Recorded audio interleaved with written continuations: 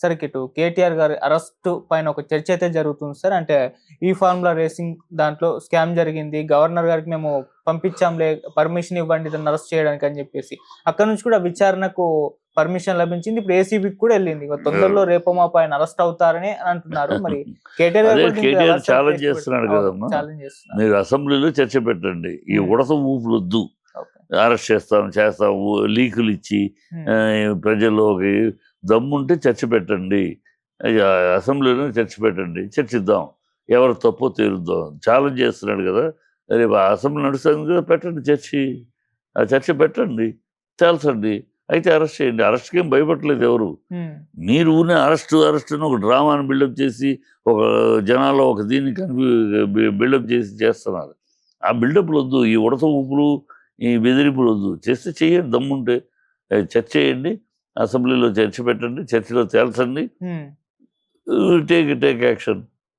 అది ఎవరు తప్పు తెలియదు. అదే కదా ధైర్యంగా తప్పు చేసిన వాడు ధైర్యంగా ఛాలెంజ్ చేయడు. తప్పు చేయని వాడు కనుక ధైర్యంగా కేటీఆర్ ఛాలెంజ్ చేస్తున్నాడు. అది ఏముంది దాంట్లో, స్టార్ట్ అవడానికి ముందు అడ్వాన్స్ ఇచ్చారు. ఎందుకు ఇచ్చారు అడ్వాన్సు? అంతటి పెద్ద ప్రోగ్రామ్, ఇంటర్నేషనల్గా పేరు ప్రఖ్యాతులు సంపాదించగలిగే ప్రోగ్రాము. ఆ ప్రోగ్రామ్ వాళ్ళు టక్కన వాళ్ళ దగ్గర అరేంజ్మెంట్స్ తర్వాత అవుతున్నాయి. సో ముందు అడ్వాన్స్గా ప్రభుత్వం ఇచ్చి మీరు చేసుకోండి, మీరు వచ్చిన తర్వాత దీనికి రీఎంబర్స్ చేయండి అని. అదేమి దోచుకుంటాం కాదు కదా. ఒక ఇంటర్నేషనల్ క్రెడిబిలిటీ ప్రోగ్రామ్, ఆ క్రెడిబిలిటీ ప్రోగ్రామ్ చేయటానికి ముందస్తుగా వాళ్ళకి సహకరించారు ప్రభుత్వం. అంతేకాని దాంట్లో కమిషన్లు కానీ ఇంకోటి కానీ లేదు. అది తప్పేమవుతుంది? ముందుగా ఇవ్వటం తప్ప ప్రభుత్వ నిర్ణయం. అది జరగాలి, ఆగిపోకూడదు ఆ ప్రోగ్రాము. వాళ్ళు ఏదో డబ్బుల దగ్గర కటకటలాడుతున్నారు, వాళ్ళకి అన్ని స్పాన్సర్స్ ఉన్నారు కానీ తర్వాత వస్తాయి, ముందస్తుగా రావట్లేదు, వాళ్ళ దగ్గర ముందస్తుగా లేదు. సో వాళ్ళు అప్పీల్ పెట్టుకున్నారు, సార్ మాకు ముందస్తుగా ఇలా సమస్య ఉంది, మీరు కలిగిస్తే అవి రాగానే మిగతా రాగానే మీకు రీప్లేస్ చేసేస్తాం, రీఎంబర్స్ చేస్తాం అని అడిగారు. రిక్వెస్ట్ని హానర్ చేసింది ప్రభుత్వం, అంతే. Not more. దాంట్లో అవినీతి ఎక్కడ ఉంది? సో అందుకని ఛాలెంజ్ చేసి మీటింగ్ పెట్టమంటున్నాడు ఆయన, చర్చ పెట్టండి. పెట్టకుండా ఈ బెదిరింపులు అరెస్ట్ చేస్తారేమో, లీకులు వదలటం, జనాల్లో అది అరెస్ట్ చేస్తారు చేయొచ్చు కదా. ఫోన్ ట్యాపింగ్ వచ్చిన సంవత్సరం అయిపోయింది కదా, ఫోన్ ట్యాపింగ్ అరెస్ట్ అన్నారు. ఏమైంది? ఎందుకు చేయట్లే? చేస్తే మీరు ఫూల్స్ అవుతారు. ఫోన్ ట్యాపింగ్ అనేది ప్రభుత్వం యొక్క విధానం. నువ్వు చేయట్లేదు ఇవాళ ఈ ప్రభుత్వం చేయట్లేదా? చేయక తప్పదు. ఎక్కడేమైనా అల్లర్లు జరుగుతాయేమో, ఎక్కడెక్కడ దొండగలు జరుగుతాయేమో, ఎక్కడెక్కడ నక్సలైట్ మూవ్మెంట్లు ఏమైనా ఉన్నాయేమో, ఎక్కడైనా అల్లర్లు జరుగుతున్నాయేమో, ఇవన్నీ వీటిని దృష్టిలో పెట్టుకుని అప్పుడప్పుడు అవసరమైన ట్యాప్ చేస్తూ ఉంటారు. దాంట్లో మినిస్టర్లు ఉండొచ్చు, దాంట్లో వేరే సెలబ్రిటీలు ఉండొచ్చు, వేరే విఐపీలు ఉండొచ్చు. ఆ కనెక్షన్స్ కోసం ట్యాప్ చేస్తారు. అది విఐపీని ట్యాప్ చేశారు, సెలబ్రిటీ ట్యాప్ చేశారు, కనెక్షన్ ఉందని అనుమానం వస్తే చేస్తారు. ఇప్పుడు ఒక డ్రగ్స్ వాడు ఉన్నాడు, డ్రగ్స్ వాడిని పట్టుకున్నాడు, డ్రగ్స్ వాడు 4 విఐపీలు కాంటాక్ట్లో ఉన్నాడు. అప్పుడు ఆ విఐపీ ఫోన్ ట్యాప్ చేస్తాడు ఆటోమేటిక్గా. ఈ డ్రగ్స్ వాడు ఫోన్ చేశాడేమో, ఫోన్ చేసి ఏం మాట్లాడారు, సో ఈ విఐపీ కూడా ఇన్వాల్వ్ ఉండదు దాంట్లో, ఈజ్ ఎ పెడ్లరా, యూజ్ చేస్తున్నాడు, ఇవన్నీ తెలియటానికి ట్యాప్ చేస్తారు. అవన్నీ మామూలు రొటీను. దాన్ని మామూలు ట్యాప్ చేశారు, అందుకని అరెస్ట్ చేయమంటే చేయరు. అరెస్ట్ చేయండి అని దానికి కూడా ఛాలెంజ్ ఇచ్చారుగా. సంవత్సరం అయింది, ఇంకేం పీకుతున్నారు?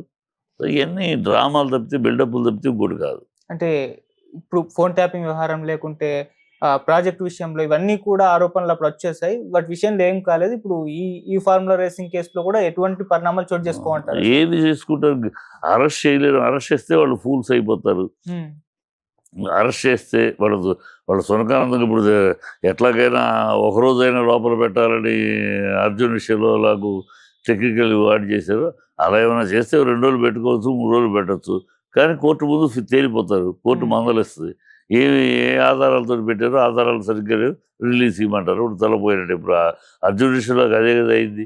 ఏ ఆధారాలు, అతను ఎలా ఇన్వాల్వ్మెంట్ ఉన్నాడు, డైరెక్ట్ ఇన్వాల్వ్ అతను ఎట్లా అవుతాడు, రిలీజ్ ఇమ్మీడియట్లీనే ఉంది. పరువు పోయింది కదా మీకు. అయినా సరే ఆ పరువు కాపాడుకోవటానికి ఒక రోజైనా ఉంచాలని ఉంచారు. అనైతికంగా ఉంచడమే అది టెక్నికల్ పాయింట్. కోర్టు 4 గంటలకు ఆర్డర్ ఇచ్చేసింది. ఆ పేపర్ మాకు రాలేదు కనుక వచ్చినాక మేము చేయాలి, పేపర్ మాకు రాలేదు అని ఒక టెక్నికల్ పాయింట్ పెట్టుకుని రాత్రితో ఉంచారు. ఓకే.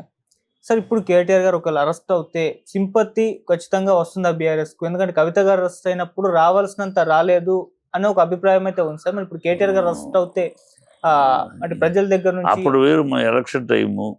ఎలక్షన్ టైం కనుక వీళ్ళ ఆరోపణలు ప్రజలు నిజమో కాదో ఇప్పుడు తెలిసిపోతుంది. వీళ్ళ అన్ని అబద్ధాలు కూరుతాను వీళ్ళది కనుక తెలిసిపోయింది ప్రజలకి.